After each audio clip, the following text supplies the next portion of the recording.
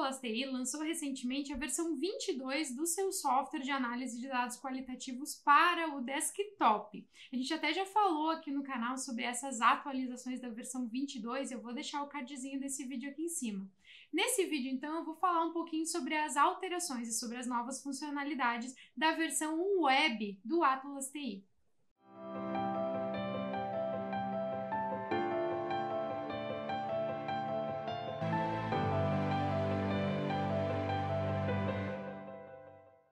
Olá, acadêmico! Olá, acadêmica! Sim, o Atlas TI tem uma versão que é possível baixar no computador, tanto Windows quanto Mac, e usar diretamente no computador. E recentemente eles lançaram a versão 22, pulou do 9 para a versão 22. Houve também mudanças na versão web do Atlas TI, que antigamente era chamada de Atlas TI Cloud. A gente até falou sobre o Atlas TI Cloud aqui no nosso canal, eu vou deixar o cardzinho desse vídeo aqui em cima. Essa versão web foi lançada há muito tempo atrás como uma versão beta, e aí ela até tinha algumas liberdades, vamos dizer assim, que podia entrar e usar sem necessariamente adquirir uma licença. Recentemente, então, a Atlas TI mudou algumas políticas de licença e atualmente, se você compra a licença desktop do Atlas TI, você recebe uma licença para usar no Windows, uma licença para usar no Mac e uma licença para usar no Atlas TI Web, essa versão pela internet que não precisa baixar no computador.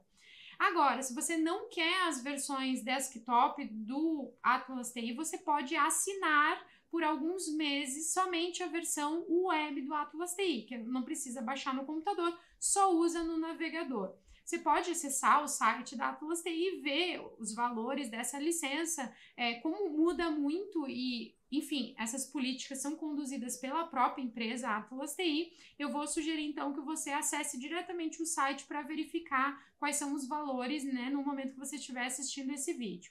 Aqui hoje eu vou falar de algumas funcionalidades, então, do Atlas TI Web. Importante ressaltar que o Atlas TI Web tem funcionalidades que sim, são muito semelhantes às versões desktop, mas ele não é igual à versão desktop. Aliás, ele tem bem menos funcionalidades que a versão desktop. Por exemplo, até o momento não é possível analisar imagens, vídeos e áudios na versão web, somente documentos em formato de Word, de formato de PDF, e tem uma versãozinha ali para incluir planilhas em Excel, que está em formato beta ainda, ou seja, eles estão testando para ver como é que funciona. Se funcionar e sim, eles liberam essa funcionalidade oficial. Por enquanto está na versão beta.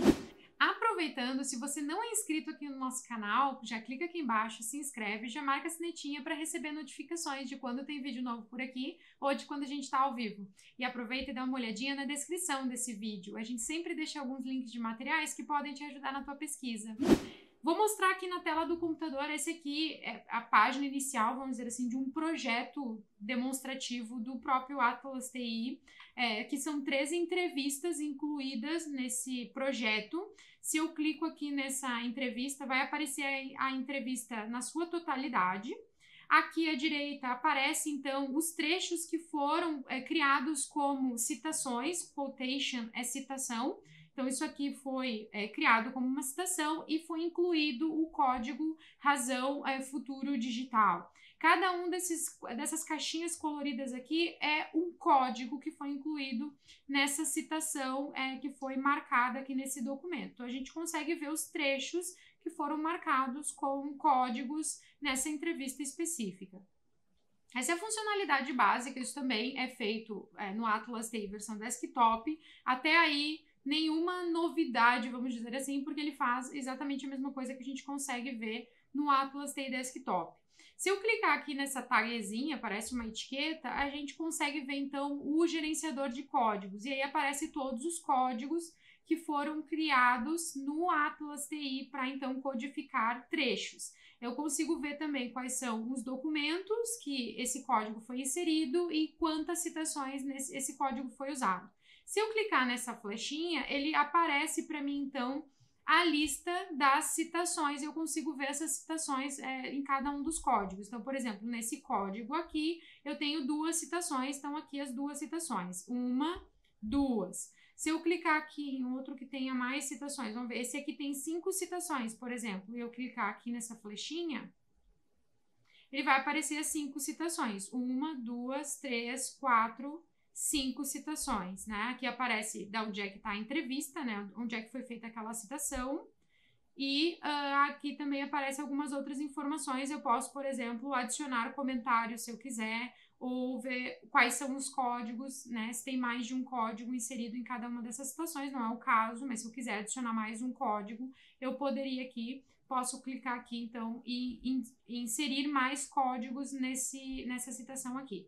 Se eu clicar aqui nesse botão, a gente vai para o gerenciador de citações, e aí a gente consegue enxergar todas as citações, então, que foram feitas em todos os documentos do projeto, e aqui eu consigo visualizar um gráfico, então, com as quantidades de citações em cada um dos códigos que eu utilizei. Aqui é o famoso memos, né? Eu posso ir criando quantas memos eu quiser para poder anotar informações do meu projeto. E aqui eu tenho, então, os reports, os relatórios que eu posso criar. Se eu clicar aqui em Create Report, eu consigo criar de relatórios dentro dessa versão web a distribuição de códigos ou a tabela código documento. Vou clicar aqui e vou mostrar, fica muito semelhante ao gerenciador de citações que a gente tinha visto antes, mas aqui tem algumas outras opções de gráficos que antes não tinha, isso é bem recente. Então eu tenho, por exemplo, uma espécie de gráfico de pizza, que eu consigo visualizar o número de citações dessa forma, por quantidades, ou eu também consigo ver em formato de mapa de árvore, em português seria, que é tree map em inglês, onde eu consigo ver, então, as quantidades de quantas citações tem em cada código nesse formato de gráfico aqui. Então, eu também consigo visualizar cada uma das citações desse gráfico aqui embaixo, e eu também consigo filtrar as codificações, colocar algum tipo de filtro, como, por exemplo, conteúdo, nome do documento, grupo do documento, código, grupo de código, comentário ou criador, se eu estiver trabalhando com mais de uma pessoa nesse projeto. Uma outra novidade também que está em fase de teste nessa versão, vou clicar aqui e vou abrir aqui uma entrevista, é essa carinha feliz que está aqui em cima. Essa aqui é a análise de sentimento.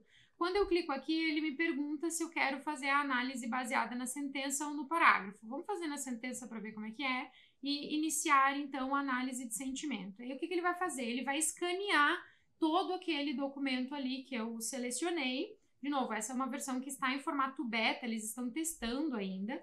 E aí ele vai me trazer, então, sentimento positivo, sentimento negativo ou sentimento neutro. Na versão desktop do Atlas TI já existe essa ferramenta de análise de sentimentos, aí ele te traz sugestões, né, de provavelmente o sentimento esteja positivo, negativo ou neutro, mas atualmente os dicionários de palavras para fazer essa análise, porque essa análise é feita através de inteligência artificial, esses dicionários disponíveis até o momento têm em inglês e em alemão. Eles estavam desenvolvendo o dicionário em espanhol e por enquanto não tem o dicionário em português. O que isso significa? Se você está fazendo uma análise de dados em inglês, vai funcionar super bem a análise de sentimentos, porque já é uma ferramenta que está sendo desenvolvida e trabalhada. Agora, se você for fazer essa análise de sentimentos em português, provavelmente você vai ter um trabalho muito maior ali de refinamento das situações que vai aparecer para você, porque a gente não tem ainda uma base, um parâmetro em relação à linguagem de português, ainda mais português brasileiro, para que a inteligência artificial utilize para fazer as comparações e aí sim te dar sugestões dos trechos a serem citados. Então ele traz ali cada um dos trechinhos, como eu pedi sentença, ele me traz uma frase e aí ele me traz a sugestão, seria positivo, negativo ou neutro. E aí, claro, você vai com base nisso, não vai aceitar de cara, é óbvio que não, você vai olhar cada uma dessas citações, vai verificar se faz sentido, se é positivo, se é negativo ou neutro, e aí então a partir desse relatório eu consigo fazer novas ações, como por exemplo incluir códigos a cada uma dessas citações que fazem sentido ou que não fazem sentido, eu excluo, as que fazem sentido eu incluo um código, uma codificação nova, e aí eu também posso partir para análise a partir da análise de sentimentos, positivo, negativo ou neutro. E aí, gostou de saber então das novidades do Atlas TI versão web? Lembrando que antes a gente chamava de Atlas TI Cloud e agora é chamado de Atlas TI versão web. Importante ressaltar que a versão web, ela não trabalha de forma sincronizada com os projetos da versão desktop. A sugestão que a própria Atlas TI dá para quem quer trabalhar com a versão web é: trabalha com a versão web em textos, de repente se está trabalhando em grupo, né, uma equipe, abre lá a equipe, trabalha com esses textos, né, para codificar, categorizar, e depois exporta esse projeto e aí trabalha as análises de forma mais aprofundada na versão desktop. Mas aí uma vez que exportou para a versão desktop, né, não dá para voltar e continuar fazendo análise na versão web. Por enquanto é assim que está funcionando.